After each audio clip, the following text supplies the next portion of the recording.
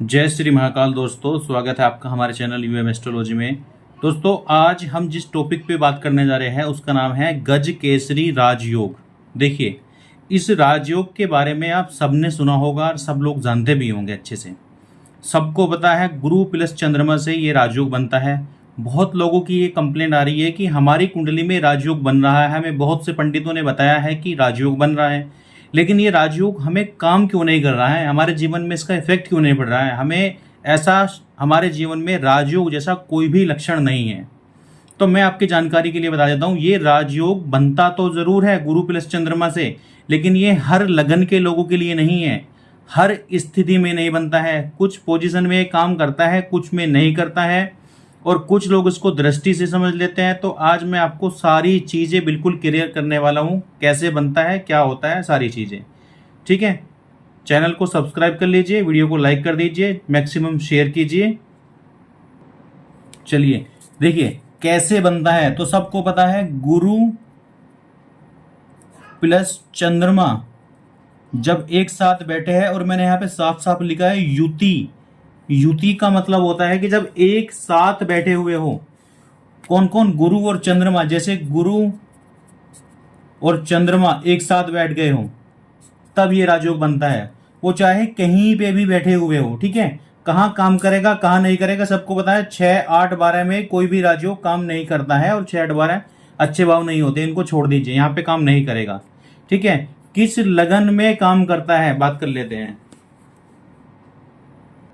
चलो सबसे पहले जान लेते हैं इसके लाभ क्या है। तो देखिए, इसके जो लाभ होते हैं, समाज में एक मान सम्मान, प्रसिद्धि, पॉपुलैरिटी, फेमस, धन, वैभव, संतान, बिजनेस और राजनीति, इन सब तमाम चीजों में लाभ मिलता है। इंसान का जीवन ही अलग तरीके से चलता है, किसी चीज की समस्या नहीं आती उन लोगों को। ठीक है, तो ये सारी चीजें, ये इसके लाभ हो गए।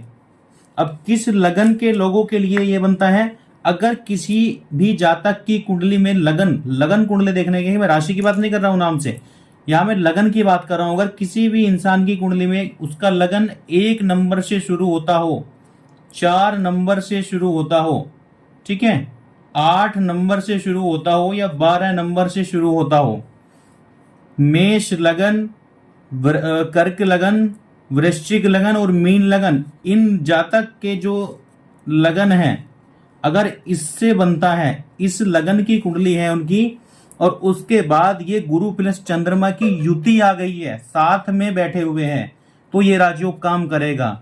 कहां पे काम कर नहीं करेगा? कुंडली के 6वें, 8वें, 12वें भाव में काम नहीं करेगा।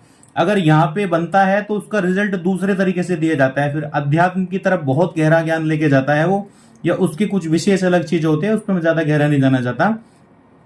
सामान्यतः अगर गुरु और चंद्रमा का योग बनता है तो केंद्र में सबसे ज्यादा मजबूत होता है। जो केंद्र के भाव होते हैं, पहला, चौथा, 7वां, 10वां, ये जो भाव है, इनमें सबसे ज्यादा मजबूत स्थिति में होता है और बहुत ज्यादा फायदा देता है ये राजयोग। ठीक है, अब किस राशि में ये काम नहीं करता है? लगन तो आपका ये हो गया, ठीक है, ये जो आप लगन मैंने बताया आपकी कुंडली में ये लगन है, लेकिन कुछ विशेष राशियों में ये काम नहीं करता। कहां काम नहीं करेगा? जहां पे गुरु यानी बृहस्पति नीच का हो जाए, या फिर चंद्रमा नीच का हो जाए, तो ये काम नहीं करता। और ये कब नीच के होते हैं? देखिए, किस राशि में ये काम नहीं करेगा?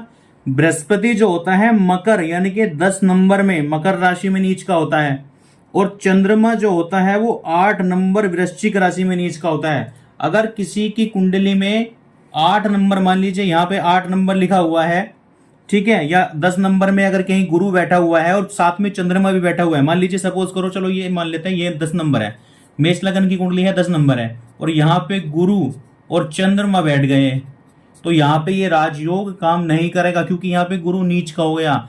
गुरु और चंद्रमा दोनों जो है नीच राशि में नहीं होने चाहिए, दोनों में से कोई सा एक भी नीच राशि में नहीं होना चाहिए, ना ही दोनों हो ना ही एक हो, क्योंकि नीच राशि में राजयोग एक्टिवेट नहीं होता है। ठीक है, दूसरी बात, अगर यहाँ पे सूर्य ने अस्त कर दिया है, साथ में सूर्य भी बैठा हुआ है और नीच राशि में है और गुरु अस्त हो गए हैं, ठीक है, तो अब गुरु का नेगेटिव प्रभाव यहां पे नहीं आएगा, लेकिन ये राजयोग भी काम नहीं करेगा।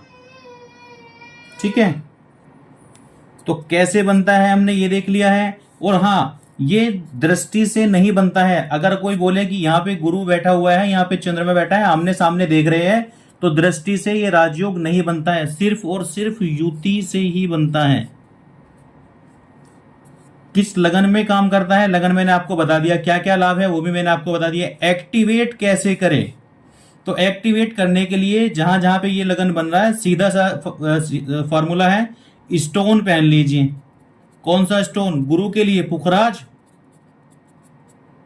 और चंद्रमा के लिए मोती।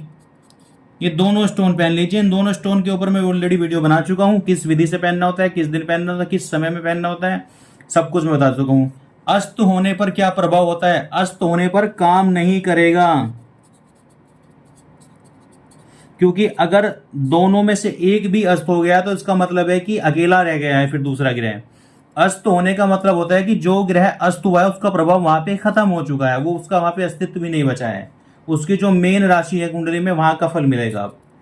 ठीक है, और किस राशि में काम नहीं करेगा मैंने आपको बता दिया। मकर राशि में अगर 10 नंबर के खाने में कहीं बन गया या 8 नंबर के खाने में किसी के में बन गया, 8 नंबर 10 नंबर की राशियां हैं, भाव नहीं, राशियों में बन गया, तो ये काम नहीं करेगा। ठीक है दोस्तों, ये हुई गजकेसरी राजयोग की बात। एक और मैं आपको बता देता हूं, अगर डिग्री कम है ग्रहों के पास में, गुरु के पास में और चंद्रमा के पास में 0, 1, 2 डिग्री है, या 27, 28, 29 डिग्री है, 3 डिग्री तक भी कुछ खा, ठीक है, तो इन डिग्रियों में ये राजयोग बड़ा कमजोर हो जाता है, ग्रह कमजोर हो जाता है, यहां पे काम नहीं करेगा। इसलिए स्टोन पहनना भी ज्यादा जरूरी हो जाता है। अगर 10 डिग्री से लगा के 20 डिग्री के बीच में है दोनों के पास में पावर, तो बहुत अच्छा काम करेगा ये। ठीक है, अगर सपोज दैट किसी का एग्जांपल लेता है, अगर यहाँ पे 8 नंबर से कुंडली स्टार्ट हो जाती है और यहीं पे गुरु चंद्रमा बैठ जाते हैं, तो 8 नंबर में चंद्रमा नीच का हो जाता है, देखिए मैंने बताया, तो ये राजयोग यहाँ पे काम नहीं करेगा। तो इसी तरह से आप अपनी कुंडली को खुद देखिए, चेक कीजिए आपकी कुंडली में क्या ये राजयोग बन रहा है तो कहां बन रहा है, किस जगह पे बन रहा है, और जिन लोगों की कुंडली में बन रहा है उनको लाभ क्यों नहीं मिल पा रहा है, ऐसा क्या कारण है। अपनी कुंडली को जांचिए, चेक कीजिए। और हमारे द्वारा अगर आपको जानकारी लेना चाहते हैं तो मेरा ये व्हाट्सअप नंबर है, यूएम एस्ट्रोलॉजी चैनल का नाम है मेरा, 7011066356, दोनों जगह मैंने नंबर लिखे। हो सके तो व्हाट्सअप कीजिए, कॉल बहुत कम कीजिएगा, क्योंकि कॉल्स बहुत ज्यादा पिक नहीं कर पाता मैं।